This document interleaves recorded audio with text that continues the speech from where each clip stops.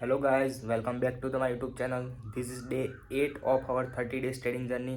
और आज के वीडियो में कुछ अलग होने वाला है, वो जानने के लिए वीडियो में एंड तक बने रहे। मित्रों, सीधा આપણે હવે સ્ક્રીન પર આવી જઈએ તો જો તમે લોકોએ કાલનો વિડીયો જોયો હશે તો એમાં આપણે બીડીએલની એક પોઝિશન હોલ્ડિંગમાં હતી, જેમાં આજે આપણે લોસ બુક કરવો પડ્યો છે, કારણ કે એ સ્ટોક આપણું જે લેવલ હતું 1300ની નીચે જશે તો આપણે એને વેચી દઈશું। તો આપણે ચાર્ટમાં જોઈ લઈએ પહેલાં એને। તો આ જેવું લેવલ તૂટ્યું તમે જોઈ શકો છો અહીં આગળ। અહીંયાથી પહેલી જ કેન્ડલ એને બનાવી દીધી બેરિશ કેન્ડલ। તો આપણું તો લેવલ 1300ની નીચે હતું, પણ એનું ઓપનિંગ જ 1300ના નીચે થયું, તો થોડીક વાર આપણે વેટ કર્યા પછી એમાં પોઝિશન કાઢી દીધી આપણી। તો એમાં કંઈક 3400ની આજુબાજુ આપણે લોસ લેવો પડ્યો છે। પછી નિફ્ટીની અંદર આપણે એક પોઝિશન બનાવી હતી 9:50 અને 10:11 એક્ઝિટ કરવું પડ્યું।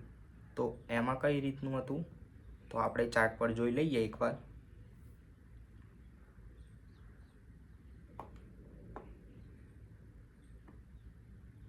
તો અહીં આગળ જ્યારે આપણે કાલના વિડીયોમાં વાત કરી હતી કે 25660નું લેવલ જો બ્રેક કરશે તો એના નીચે બહુ મોટી ગેપ બનાવી છે, તો એ ફિલ કરવા માટે માર્કેટ આવવાનું છે।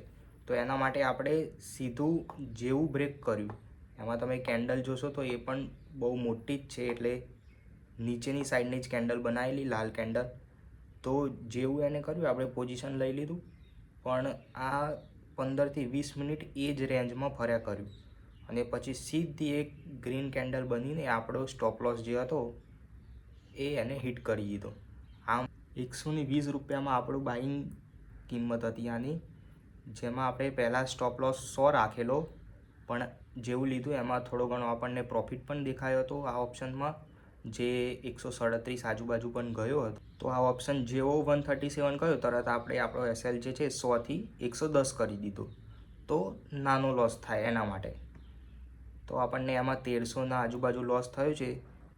બીજી જે પેટ્રોનેટની પોઝિશન છે એ અત્યારે પણ આપણે હોલ્ડિંગમાં જ રાખી છે। તો એને આપણે ચાર્ટમાં જોઈએ તો કઈ રીતનું છે એમાં હું તમને કહી દઉં કે ક્યાં એક્ઝિટ લેવાનું છે અને ક્યાં આપણો ટાર્ગેટ રહેશે।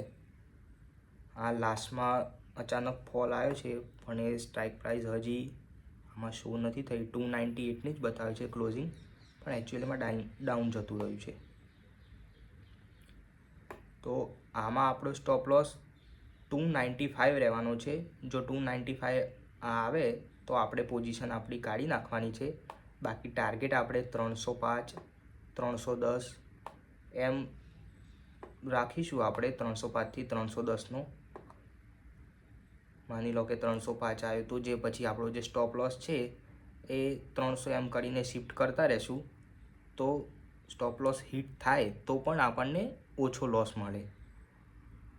હવે બીજું જે આપણે કાલે જ પોઝિશન કાઢી હતી પેજ ઇન્ડસ્ટ્રીમાં, તો આને ખબર નહીં શું થાય છે આપણા જોડે। ડિક્સોનમાં પણ એવું જ થયું, જેવી પોઝિશન કાઢી એના બીજા દિવસે ઓપ્શન 100% અપ। પેજ ઇન્ડસ્ટ્રીમાં કાઢ્યું એમાં પણ આજે એવું જ થયું છે, 81% સ્ટોક જે ઓપ્શન હતો આપણો એમાં જમ્પ આવ્યો છે અને સ્ટોક 4%ની આજુબાજુ વધેલો હતો। આજે 725 બતાવે છે, એ આપણે કાલે જ 330માં કાઢેલું, એની કિંમત આજે 725 બતાવે। તો કંઈ નહીં, માર્કેટ છે, એવું બધું તો થયા કરવાનું। હવે આપણે નિફ્ટીમાં પણ એવી કેન્ડલો બનાવી છે, તો એમાં પણ હજી આ લેવલના નીચે જ ટ્રેડ કરે છે। હજી પણ આપણો વ્યૂ એ જ રહેશે કે આ ગમે ત્યારે જે ગેપ બનાવી છે એને ફિલ કરવા આવશે જ।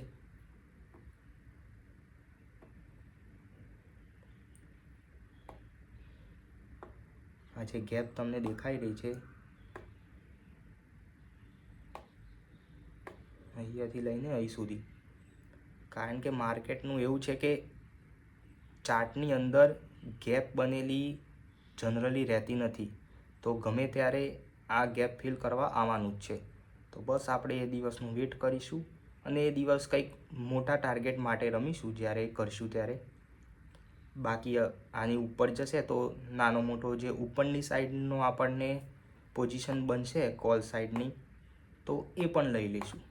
તો આજે આપણે 4700નો જે લોસ બુક કર્યો છે બરાબર, એના પરથી હવે આપણું જે કેપિટલ છે જે કાલે 73,000 હતું એ ઘટીને આજે 68 થઈ ગયું છે, કારણ કે આમાં થોડા ઘણા ટેક્સ બેક્સ બધું ઇન્વોલ્વ હશે.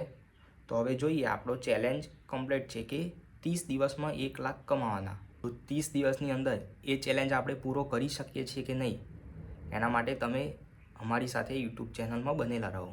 Please like, share and subscribe.